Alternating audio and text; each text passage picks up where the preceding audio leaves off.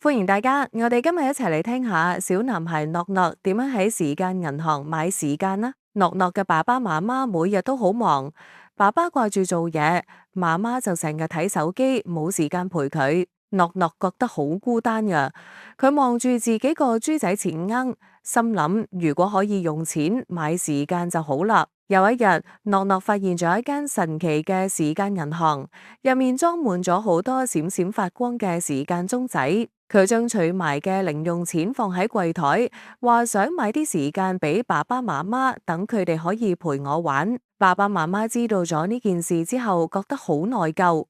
原來小朋友最需要嘅就係父母嘅陪伴，於是佢哋決定每日喺時間銀行提取1個鐘，放低手機同工作，專心一意咁陪諾諾。呢1個鐘入面，爸爸媽媽會同諾諾一齊睇故事書，大家笑得好開心呀。佢哋仲會一齊砌積木。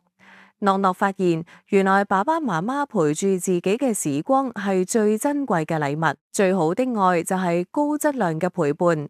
大家記住，每日都要抽時間好好陪下屋企人啦。